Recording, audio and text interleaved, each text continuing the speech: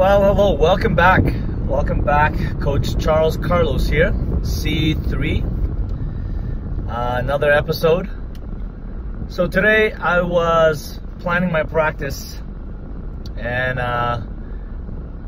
one of my players had asked me, he kind of looked at my first video. He says, Coach, you gotta, write things down, because you gotta script things. Well, I really don't want to script things on these videos. Maybe if I get better and more people start to follow and subscribe, I'll start to script it. But I like to do a lot of things candid, and as you can tell, I'm driving, but it's a hands-free. So I'll carry on. So today I'm gonna probably interview the player that asked me about the, Coach, you should script things. His name is Tife, and we'll go see him today. We'll ask him some questions, and we'll also interview another player from the 2003 girls team. You get to go inside our practice and see what we do, but not exactly what we do, because I know there's other club teams out there that might start watching and know our secrets. We don't really want to know them. We don't really want to share secrets. Well, we kind of do, but I don't want to give away what we do. But when I was doing all my practice planning, I got a nice text. I got a text from Ismaila. He's at CBC radio, and he told me, can you come into the radio station today and do a radio interview? I said, sure, let's do it. And he says, I want us to talk about the Toronto Raptors. That big shot Kawhi Leonard took. It's like, yeah, I'd love to talk about it. Again, this vlog is all about basketball, whatever kind of basketball it might be. It could be it could be about coaches, it could be about players, it could be what's the struggles as a coach, what's the struggle as a player. It could be anything. So I get to go to CBC radio today and talk about the Toronto Raptors and how they did it and that shot. So I'm driving there right now. I'll let you know if I'm allowed to do a vlog while I'm in there getting videoed, and we'll go from there. Okay?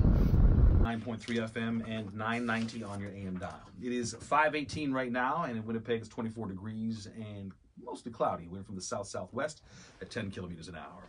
Well, it's like a scene from a movie. Just in the movie, you know exactly what's going to happen. The seconds left.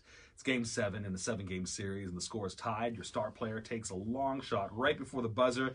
It hits the rim, and it bounces to the other side of the rim, and it bounces back, and eventually falls in, sending your team to the next level. Well, that's the reality for the Toronto Raptors last night when Kawhi Leonard scored the game-winning buzzer beater. Apparently the first time that a buzzer beater in a Game 7 has ever happened in NBA history.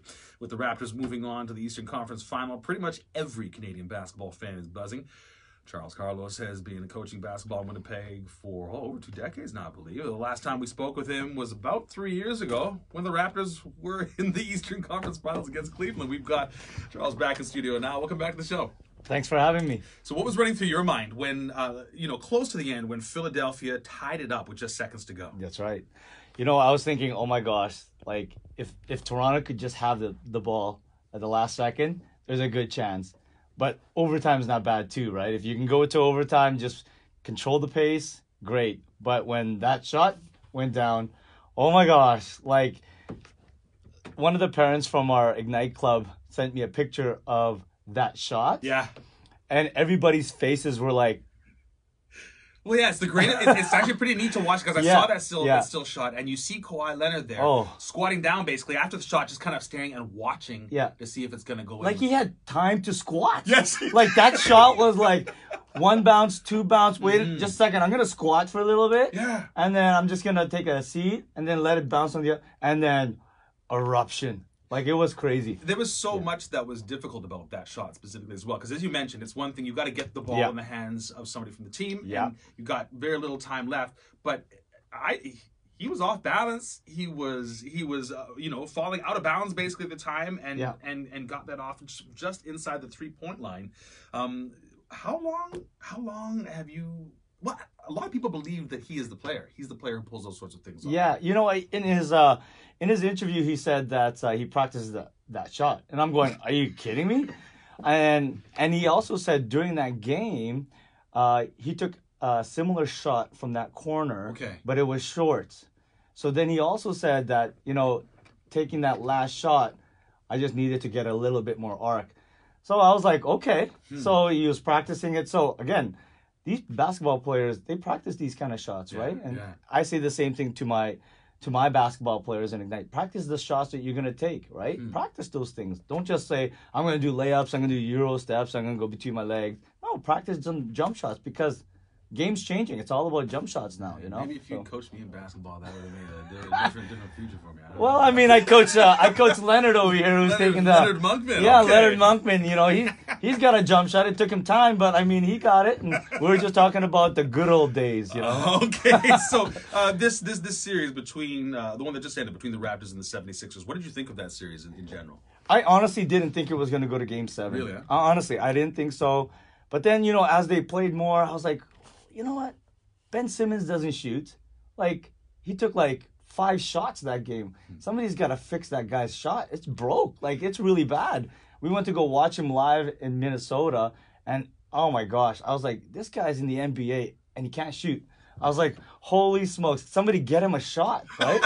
But honestly, I thought when they got to Game 7, there's a possibility, right? Anything could happen. How long have you been a fan of the Raptors? I'm a fan now. I gotta say that I'm a fan now. Yeah. I'm on that. My kids they'll be the first ones to say, you know what? There's my dad. Yeah, he jumps on everybody's bandwagon. Yeah, I'm a fan now. Yeah, definitely. Okay. And there's probably a lot more fans out there going, oh man, that's our team now. That's our team. We're gonna go with this team, right? What is it about the Raptors that's just so special this year? Because I know that they've made it to Eastern Conference Finals before, but there seems to be a very different feel with the team this year. Well, the addition of Kawhi Leonard, first of all, and then they added Marc Gasol, right?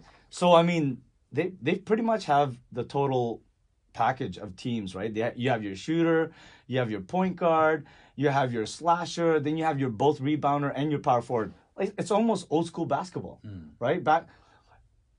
Golden State is still the different, everybody could shoot, everybody could pass, but this is your old school kind of type of basketball. Everybody's got their position, right? So, yeah. Now, I wonder if I heard the tone right there. Are you naturally a Golden State fan? You know what? I like their team concept. Yeah. I love how they share the ball very well. Even when KD went down, everybody shared the ball. At one point, there was one All-Star on the floor, and there was no names. 4 of them were no names, and they were keeping up with these super all-star Houston Rockets. So it's pretty amazing that they can pull that off with some amazing all-stars on that other team, So now you mentioned your family earlier. I know you're a real basketball family. We are, yeah. Is the whole family cheering for the Raps? Well, my son is a Damian Lillard fan, Portland. Okay. I know that my other son's team is Charlotte Hornets, but they're not in there, so he's probably going to jump on the Toronto Raptors just like I am. Yeah. And, we just like watching good basketball. So, there's a lot of conversations in our house about basketball, so it's nice. Yeah. Well, Canada can still stay connected to NBA playoffs as the Raptors move on. How do you think the Raps going to do against the Bucks? That's going to be a good game. Yeah. Honestly, I'd like it to go to Game 7. Why not? You know what? They're going to a lot of Game 7s. This one would be good. Yeah. I always say, just because LeBron James is not in the playoffs, everything is going to be Game 7 now. Yeah. Just because, they need the ratings to go high.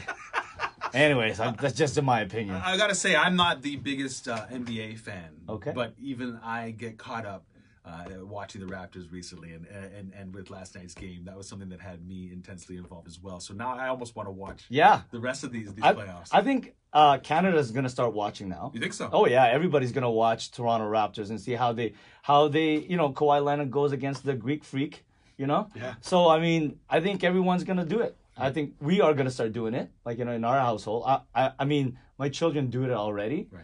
And I know that when I run basketball practice for our Ignite basketball club team, they all talk about basketball, and it's It's just amazing. So I just want to give a shout out to all those Ignite players out there. Yeah, tell us a bit about what's happening with Ignite basketball now. So Ignite's just this past weekend they had the club provincials. Basketball Manitoba had it, and I mean basketball is growing, like in Manitoba, and there's a lot of club teams out there, and we're one of them. We're mainly from the south. The club that we started, Ignite, is mainly for kids in the community, but super competitive, right? And so we develop these players to become these competitive players, but also not just basketball, but life. Like, you got responsibilities, you got things to do at home, you got, accountability and all that kind of stuff. We teach them all that kind of stuff in our program. So yeah, growing. It's nice.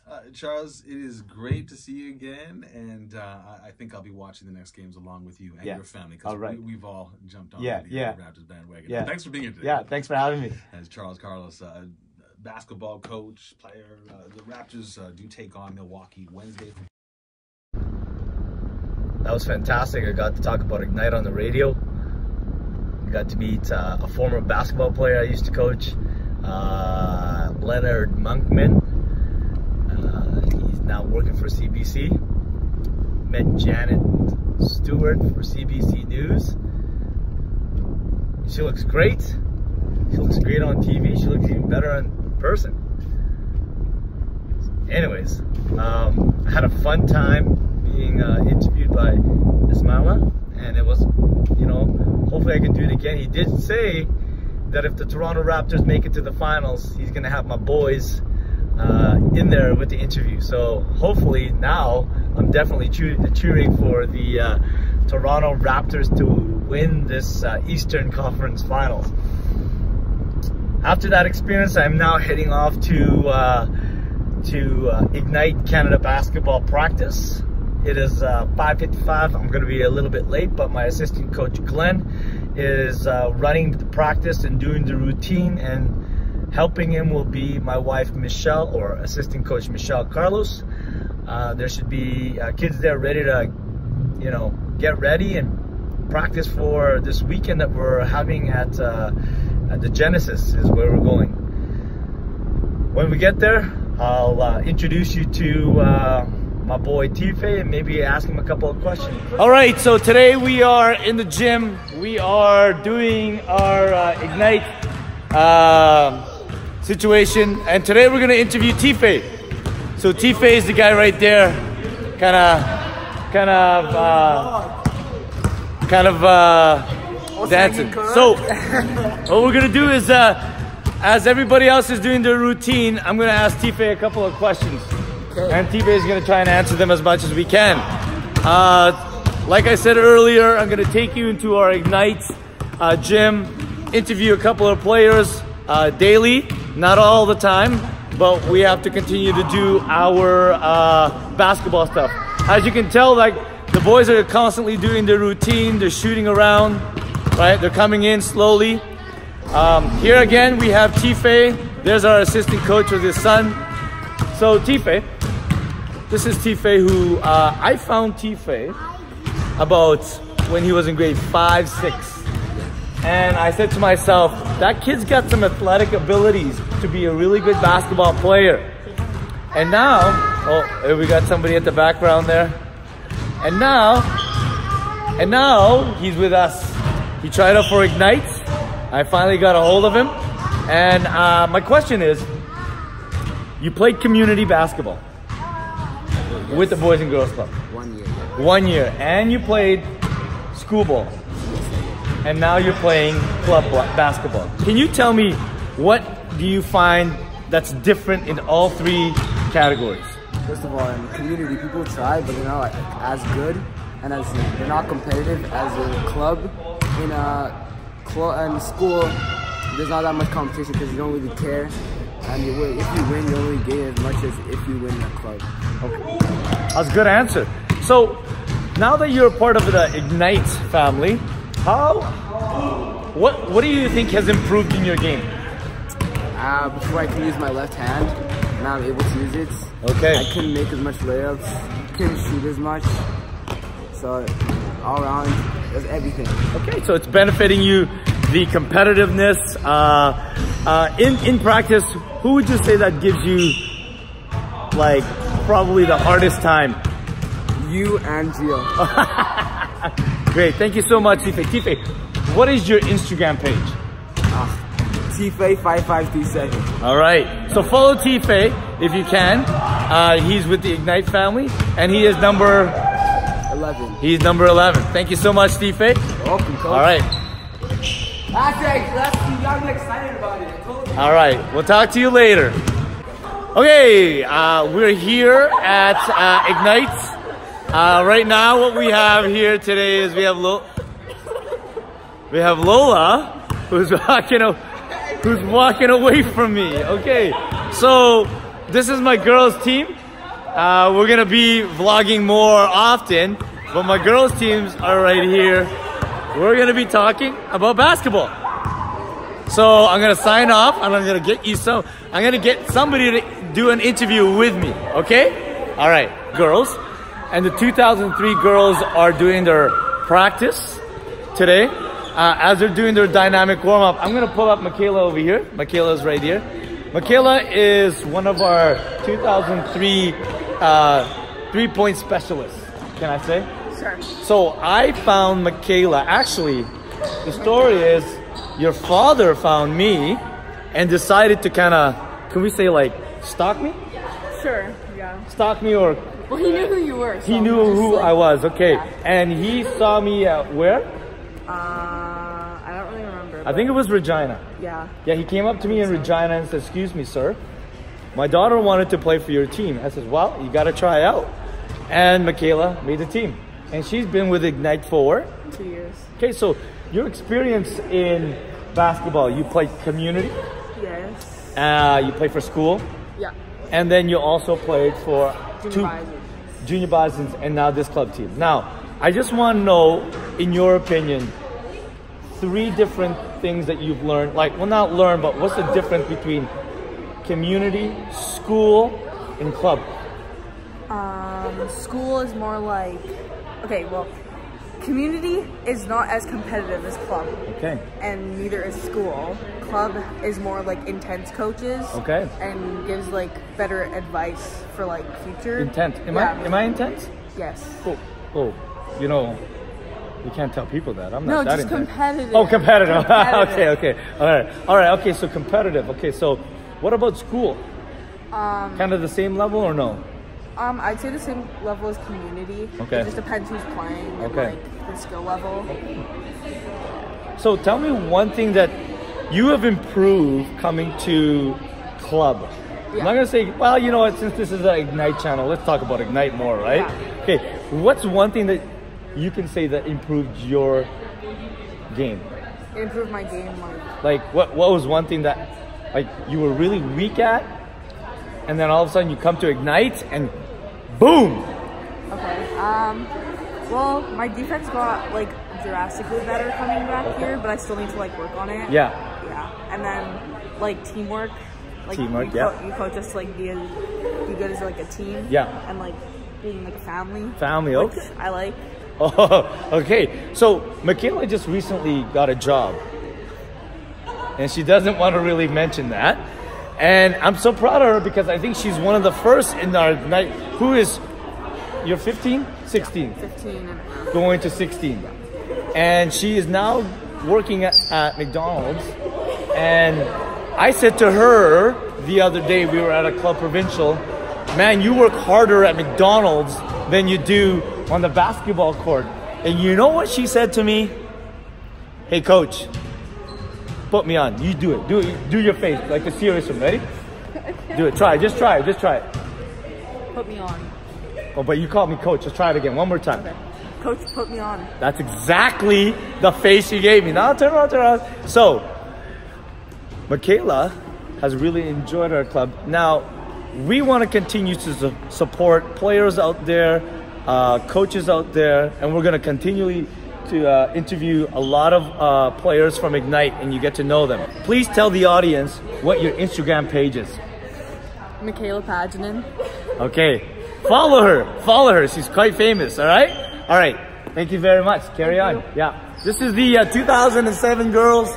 2003 girls, and they're doing their dynamic warm-up. Right there we have Jacqueline, and she's a little bit hurt right now, but we will definitely get her in our channel. I'm going to sign off for now, and I'm going to run this practice.